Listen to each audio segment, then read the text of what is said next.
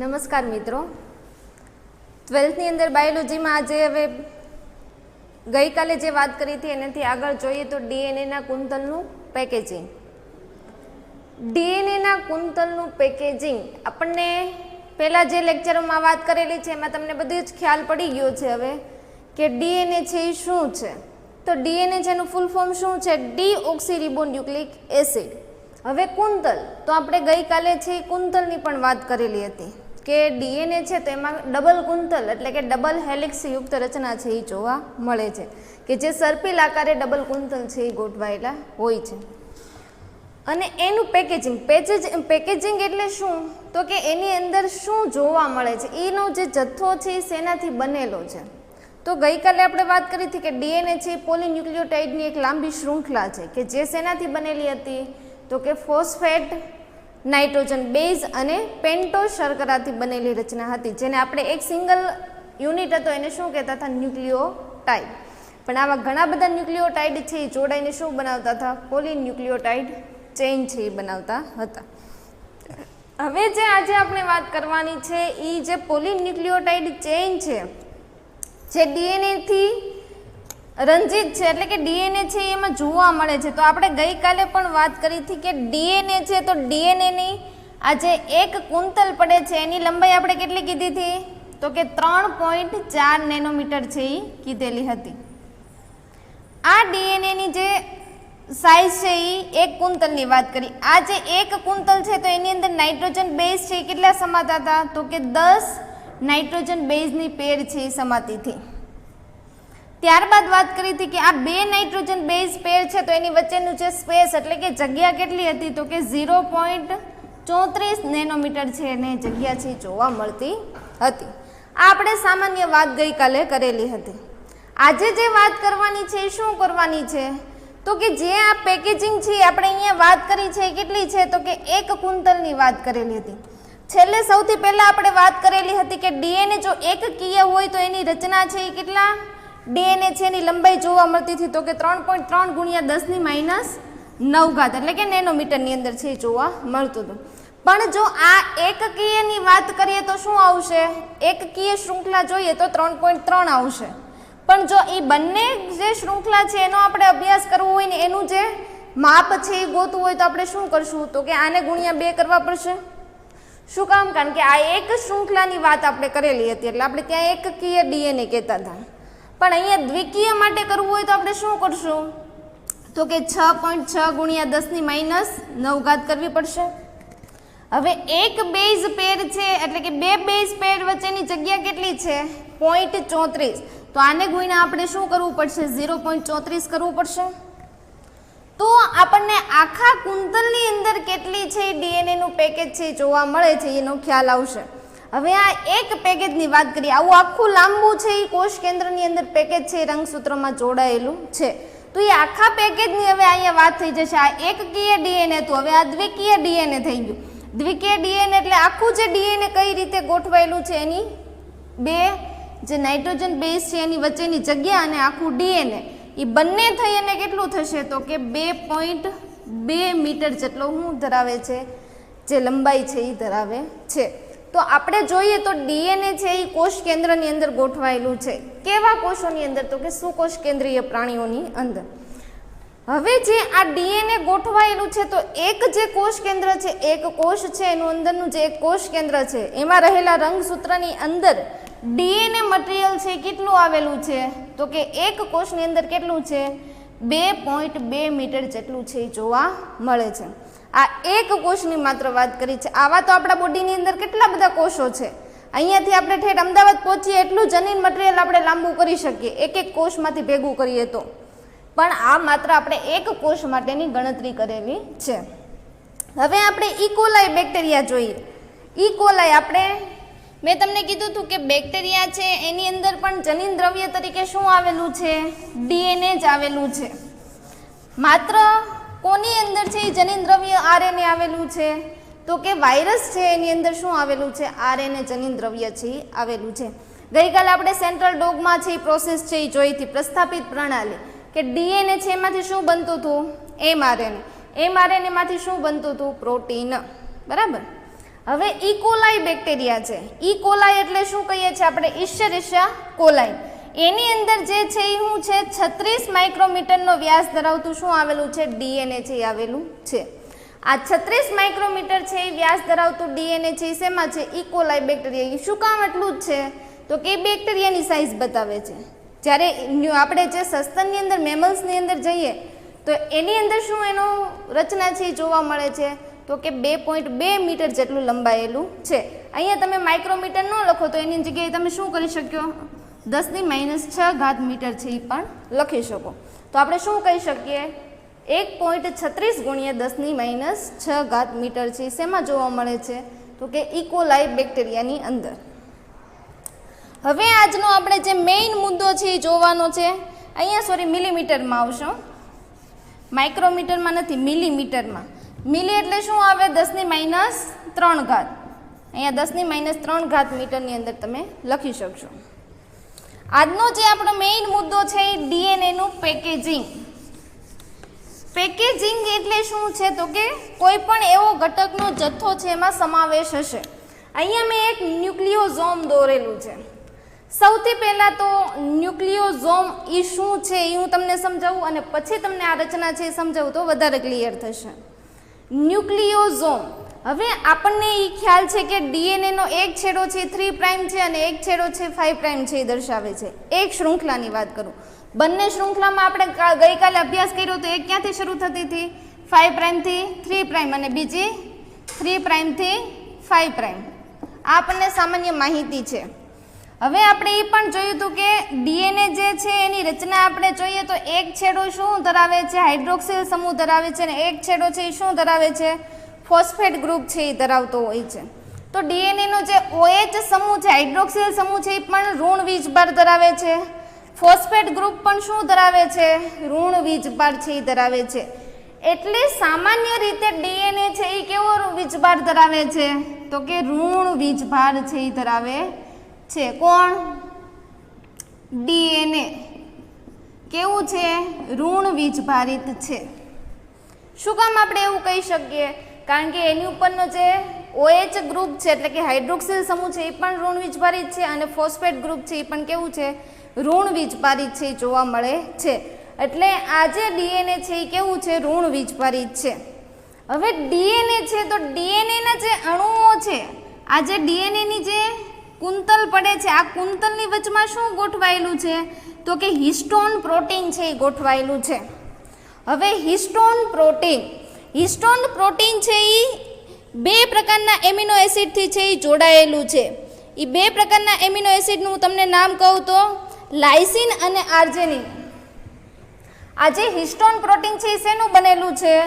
Lysine અને આર્જેનિન plus lysine.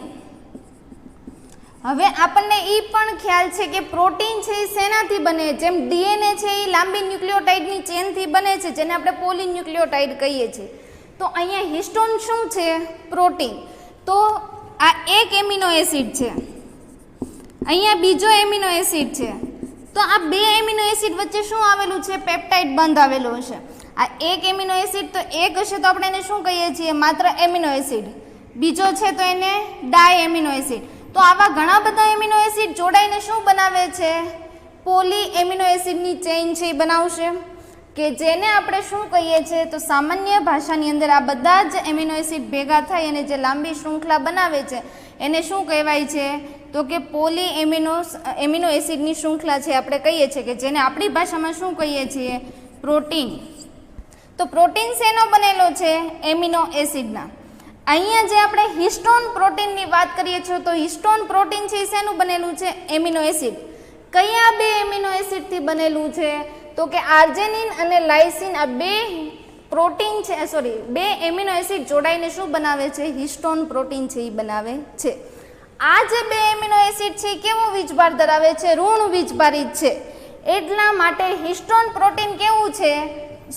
આ બંને છે એ કેવા છે? ધન વીજભારિત છે. એટલે હિસ્ટોન પ્રોટીન છે એ કેવું છે?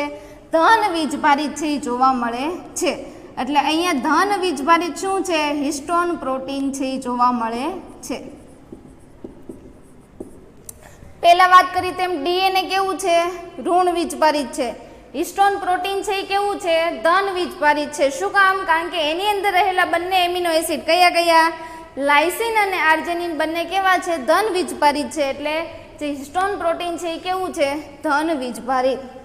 હવે જે આ ઋણ વીજભારિત ડીએનએ અને ધન વીજભારિત જે હિસ્ટોન પ્રોટીન છે એ બંનેની સંયુક્ત રચના છે આપણે અહીંયા જોઈએ.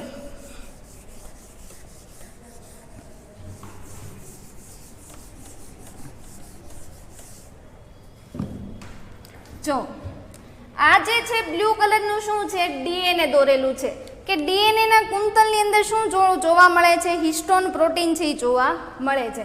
એટલે આ જે બ્લુ કલરની રચના છે એ શું છે? ડીએનએ નું કુંતલ છે. વચ્ચેના ભાગમાં જે આપણને ગોળ રાઉન્ડ જેવી રચના જોવા મળે છે એ હિસ્ટોનનો ઓક્ટોમર છે. એટલે હિસ્ટોન પ્રોટીનનો ઓક્ટોમર છે એ જોવા મળે છે. અહીંયા જે છે હિસ્ટોન H1 છે. હવે આપણને સામાન્ય રીતે હિસ્ટોન પ્રોટીન છે એ ટોટલ 5 પ્રકારના જોવા મળે છે. કયા કયા? તો કે H1, પછી H2A, એટલે H2 જે પ્રોટીન છે એના કેટલા પ્રકાર છે? 2 પ્રકાર, H2A અને H2B, પછી H3 અને H4. આવા ટોટલ 5 પ્રકારના આપણને શું જોવા મળે છે? હિસ્ટોન પ્રોટીનના પ્રકાર જોવા મળે છે. તમારી ટેક્સ્ટબુકમાં 5 પ્રકાર આપેલા નથી, માત્ર શું આપેલું છે? H1 પ્રકાર આપેલો છે. પણ આગળ તમે નીટની ને એની એક્ઝામ માટેની તૈયારી કરતા હોય તો તમને એમ પૂછે કદાચ કે હિસ્ટોન પ્રોટીન છે કેટલા પ્રકારના જોવા મળે છે? તો કેટલા પ્રકારના આવશે? 5 પ્રકારના. H1, H2A, H2B, H3 અને H4. એમાં H1 છે અત્યારે અહીંયા શું થયેલું છે? આ ઓક્ટોમર સાથે જોઈન્ટ થયેલું હોય છે. આ હિસ્ટોન ઓક્ટોમર છે એ કોની સાથે વીંટળાયેલો છે? ડીએનએ ના કુંતલ સાથે વીંટળાયેલો છે. આ જે હિસ્ટોન અણુનો મધ્ય ભાગ છે એ જોવા મળે છે. એટલે આખી રચના છે એને શું કહીએ? હિસ્ટોનનો મધ્ય ભાગ. હવે આ જે આખી રચના એટલે કે ડીએનએ અને હિસ્ટોન પ્રોટીન જે જોડાઈ અને જે આ રચના બનાવી છે એને શું કહેવાય? ન્યુક્લિયોઝોમ. ન્યુક્લિયોઝોમને આપણે આપણી ભાષામાં જે વ્યાખ્યા આપી હોય, તમને એવું એમસીક્યુમાં પૂછે કે ન્યુક્લિયોઝોમ એટલે શું? તમને 4 ઓપ્શન આપેલા હોય તો ન્યુક્લિયોઝોમ આપણે કોને કહેશું? તો કે ઋણ વીજભારિત ડીએનએ, ઋણ વીજભારિત ડીએનએ પ્લસ શેનો સમાવેશ થાય છે? તો કે ધન વીજભારિત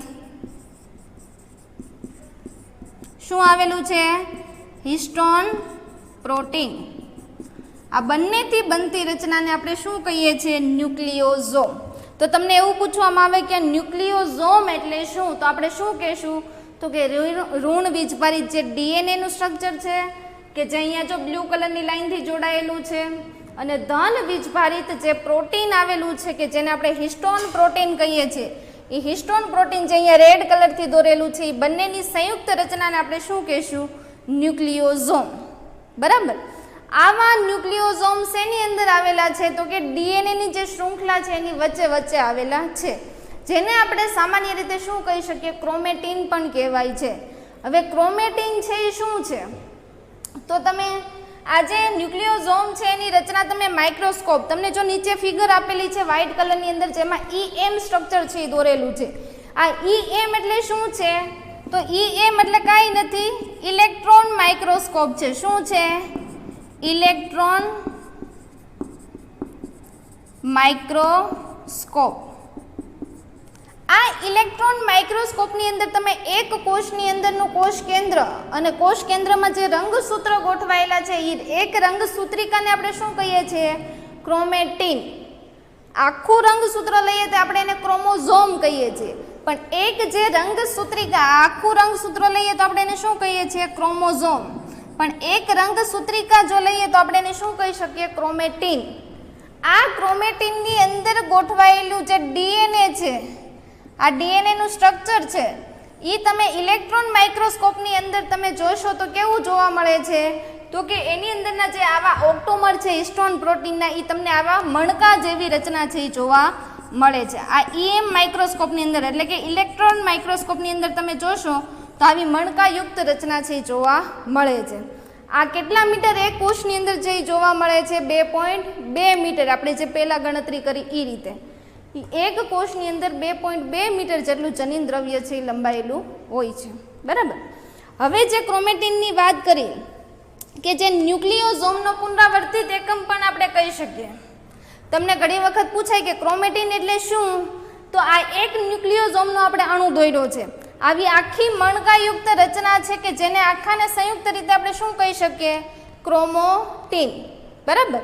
આ એકની વાત કરી છે, આવા ઘણા બધા છે જોડાયેલા હોય તો આપણે એને શું કહી શકીએ છીએ, ક્રોમેટિન અથવા તો ક્રોમોટિન. એની પછીની વાત છે, હવે આ ડીએનએ ની અંદર શું આવેલું છે, ન્યુક્લિયોઝોમ યુક્ત ડીએનએ ની આપણે વાત કરી છે. ઘણી વખત ન્યુક્લિયોઝોમ નો આવેલું હોય એટલે કે હિસ્ટોન પ્રોટીન નો આવેલું હોય તો એવા ડીએનએ ને શું કહેવાય છે. જરૂરી નથી કે દર વખતે હિસ્ટોન પ્રોટીન હોય, પણ ઘણી વખત એની અછત હોય તો એવા જે ડીએનએ છે એને NHC નોન હિસ્ટોન ક્રોમોઝોમલ કહેવામાં આવે છે. નોન હિસ્ટોન પ્રોટીન એટલે હિસ્ટોન એટલે શું છે, પ્રોટીન. Non histone ક્રોમોઝોમલ.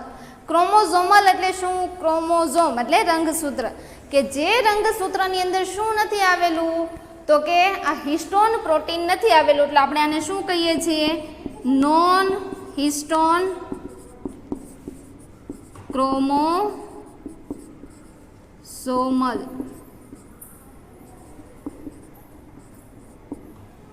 બરાબર. એટલે હિસ્ટોન યુક્ત જે ડીએનએ છે એને આપણે શું કહીએ છીએ, ન્યુક્લિયોઝોમ. કે ન્યુક્લિયોઝોમ શેનાથી બનેલી છે, ઋણ વીજભારિત ડીએનએ અને ધન વીજભારિત હિસ્ટોન પ્રોટીનથી બનેલું છે. આ સામાન્ય શું કરી તો કે ડીએનએ પેકેજિંગ છે કે એની અંદર ડીએનએ છે એની અંદર હિસ્ટોન પ્રોટીન આવેલું છે, એની અંદરના જે ન્યુક્લિયોઝોમના એકમો છે એવા ઘણા બધા ન્યુક્લિયોઝોમ છે પુનરાવર્તિત થઈ અને શું બનાવે છે, ક્રોમેટિન. આ ક્રોમેટિન યુક્ત રચના છે એને આપણે શું કહીએ છીએ, ન્યુક્લિયોઝોમ યુક્ત રચના, કે જેને માઇક્રોસ્કોપની અંદર આપણે ઇલેક્ટ્રોન માઇક્રોસ્કોપની અંદર જોઈએ તો એકદમ મણકાયુક્ત રચના છે જોવા મળે છે. ત્યારબાદ અમુક એવા ક્રોમોઝોમ છે કે જેની અંદર હિસ્ટોન પ્રોટીન નથી આવેલું તો આપણે એને શું કહીશું, નોન હિસ્ટોન ક્રોમોઝોમલ, કે જેને આપણે શોર્ટની અંદર NHC. ઘણી વખત આનું ફૂલ ફોર્મ છે એ પણ તમારે પૂછાતું હશે. ત્યારબાદ આપણે આગળ છે એ વાત કરીએ તો એની અંદર છે આવશે યુરોમેટિન અને હિટ્રોમેટ્રિન. આ યુક્રોમેટિન અને હિટ્રોક્રોમેટિન. આ યુક્રોમેટિન અને હિટ્રોક્રોમેટિન છે એ બે પ્રકારના અભિરંજકથી અભિરંજિત થઈ શકે છે.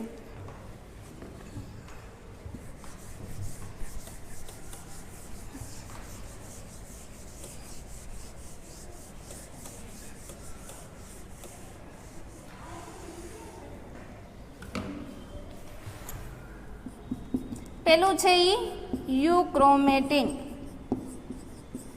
અને બીજું છે એ હિટ્રોક્રોમેટિન. યુક્રોમેટિન છે એ શું છે અને હિટ્રોક્રોમેટિન શું છે.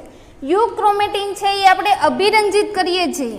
કોની મદદથી, તો કે કોઈ પણ તમે અભિરંજક લઈ લો એની મદદથી જો અભિરંજિત કરવામાં આવે તો એ કેવી અભિરંજિત થાય છે, તો કે ઓછા પ્રમાણની અંદર શું થાય છે, અભિરંજિત થાય છે. એટલે એને શું કહેવામાં આવે છે, યુમેટ્રિન. આ યુક્રોમેટ્રિન છે અને હિટ્રોક્રોમેટિન છે. તો હિટ્રોક્રોમેટિન છે એ કેવી વધુ પ્રમાણની અંદર શું થાય છે, અભિરંજિત થશે. એ વધુ પ્રમાણની અંદર અભિરંજિત થશે એટલે આપણે માઇક્રોસ્કોપની અંદર એને કેવી રીતે જોઈ શકતું, સરળતાથી આપણે નરી આંખે જોઈ શકીએ. એટલે આ હિટ્રોક્રોમેટિન છે અને યુક્રોમેટિન છે. આ યુક્રોમેટિન છે એ કેવી છે, ઓછી અભિરંજિત છે અને હિટ્રોક્રોમેટિન છે એ કેવી છે, વધુ અભિરંજિત થાય છે.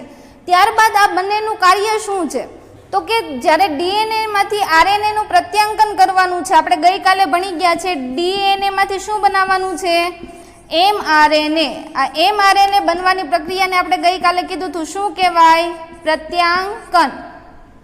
આ ડીએનએ માંથી mRNA, ડીએનએ માંથી આપણે અહીંયા ખાલી માત્ર આરએનએ જ બોલીએ છીએ. ડીએનએ માંથી આરએનએ બનવાની પ્રક્રિયાને શું કહેવાય, પ્રત્યાંકન, ટ્રાન્સક્રિપ્શન. આ પ્રક્રિયાની અંદર કોણ ભાગ લે છે અને કોણ નથી લેતો, તો કે યુક્રોમેટિન છે એની અંદર કેવો ભાગ લે છે? ઓછો ભાગ લે છે, એટલે કે નિષ્ક્રિય સ્વરૂપે હોય છે. જ્યારે હિટ્રોક્રોમેટિન છે આની અંદર કેવા સ્વરૂપે હોય છે? સક્રિય સ્વરૂપે છે જોવા મળે છે. એટલે આ એની એક શું છે? મુખ્ય લાક્ષણિકતા છે કે જે ડીએનએમાંથી એમઆરએનએનું પ્રત્યાંકન કરવા માટે શું થાય છે? તો કે વધુમાં વધુ છે એ ઉપયોગી બને છે. આ છે એ સામાન્ય જે ડીએનએનું કુંતલનું પેકેજિંગ છે એની વાત કરી કે જેની અંદર શું આવેલું છે? હિસ્ટોન પ્રોટીન છે અને ડીએનએ યુક્ત રચના છે. એમાં મુખ્યત્વે કયું છે? H1 પ્રોટીન છે એ કાર્ય કરે છે. અહીંયા હિસ્ટોન કયું? H1 છે એ મુખ્ય કાર્ય કરે છે. અને જે ડીએનએ અને હિસ્ટોન પ્રોટીન સંયુક્ત રીતે શેની રચના કરે છે? ન્યુક્લિયોઝોમની. આ એક ન્યુક્લિયોઝોમને તમને ઝૂમ કરીને બતાવ્યું છે. આવી આખી ઘણી બધી ન્યુક્લિયોઝોમની રચના છે એ ગોઠવાય છે, એટલે પુનરાવર્તિત સતત થાય છે. અને આપણે શું કીધું? ક્રોમેટિન. અને આ ક્રોમેટિન છે આપણને કયા સ્વરૂપે દેખાય છે? તો કે ઇલેક્ટ્રોન માઇક્રોસ્કોપની અંદર મણકા સ્વરૂપે દેખાય છે. અને આ મણકાયુક્ત રચના છે એ પણ અભિરંજિત થઈ શકે તો આપણે એને શું કહીએ છીએ? યુક્રોમેટિન કહીએ છીએ. નો અભિરંજિત થાય તો આપણે એને શું કહીએ છીએ? હિટ્રોક્રોમેટિન કહીએ છીએ, કે જે આગળ ડીએનએમાંથી આરએનએના પ્રત્યાંકનમાં શું થાય છે? મદદરૂપ થાય છે. ત્યારબાદ આપણે વાત કરી કે હિસ્ટોન પ્રોટીન વગરનું જે ક્રોમોઝોમલ છે એટલે કે રંગસૂત્ર છે તો આપણે એને શું કીધું? NHC, non histone chromosomal. Chromosomal એટલે રંગસૂત્ર કે જે હિસ્ટોન પ્રોટીન ધરાવતું નથી. ત્યારબાદ આપણે વાત કરી કે ડીએનએ છે એ કેવું સ્ટ્રક્ચર ધરાવે છે? ઋણ વીજભારિત સ્ટ્રક્ચર છે એ ધરાવે છે. જ્યારે હિસ્ટોન પ્રોટીન છે એ કયા બે એમિનો એસિડ જોડાઈને બનાવે છે? આ પણ MCQમાં તમારે પૂછાઈ શકે કે હિસ્ટોન પ્રોટીન છે એ કયા બે એમિનો એસિડ જોડાઈને બનાવે છે? તો કે આર્જેનિન અને લાઇસિન બંને એમિનો એસિડ કેવા છે? ધન વીજભારિત છે. અને આ બંને જોડાઈ અને શું બનાવે છે? હિસ્ટોન પ્રોટીન, કે જે કેવું છે? તો કે ધન વીજભારિત છે. એટલે ડીએનએ છે એ ઋણ વીજભારિત અને હિસ્ટોન પ્રોટીન છે એ ધન વીજભારિત છે. આ બંનેની સંયુક્ત રચનાને આપણે શું કહીએ છીએ? ન્યુક્લિયોઝોમ. તો આજે આપણે જે ડીએનએનું કુંતલ પેકેજિંગ જે જોયું છે એની અંદર હું તમને આજનું હોમવર્ક છે એ આપું છું. એ તમારે જોવાનું છે. આ ક્વેશ્ચન છે એ 3 થી 3.5 માર્ક્સમાં તો પૂછાતા નથી, એટલે 4 માર્ક્સની અંદર જે પૂછાય તો આની અંદર તમારે આ ડીએનએનું સ્ટ્રક્ચર છે એ જે આ પેકેજિંગનું ન્યુક્લિયોઝોમનું દોરવાનું રહેશે. આની અંદરની જે માહિતી છે એ તમારે શોર્ટની અંદર યાદ રાખવાની છે. જેમ કે ન્યુક્લિયોઝોમ કોને કહેવાય છે? આ ન્યુક્લિયોઝોમનો પુનરાવર્તિત એકમને શું કહેવાય છે? ત્યારબાદ છે યુક્રોમેટ્રિન, પછી હિટ્રોક્રોમેટિન એ શું છે એ, પછી NHC ગ્રુપ છે એ શું છે? આ બધી છે એ શોર્ટની અંદર વ્યાખ્યા છે તમારે MCQ માટે. પ્લસ આ ક્વેશ્ચન જો થિયરી બેઝ પૂછાય તો એની અંદર પણ તમારે લખવામાં શું થશે? મદદરૂપ છે એ બને છે. એટલે આ આખું સ્ટ્રક્ચર છે તમારે એ રીતે યાદ રાખવાનું છે કે તમને થિયરી બેઝ અથવા તો MCQ બેઝ જે રીતે પૂછાય, નીટમાં પૂછાય, કોઈ પણ જગ્યાએ પૂછાય તો તમને સામાન્ય એનો ખ્યાલ છે એ હોવો જોઈએ. આટલું છે એ તમારે આજના લેક્ચર પૂરતું કરવાનું છે. Thank you.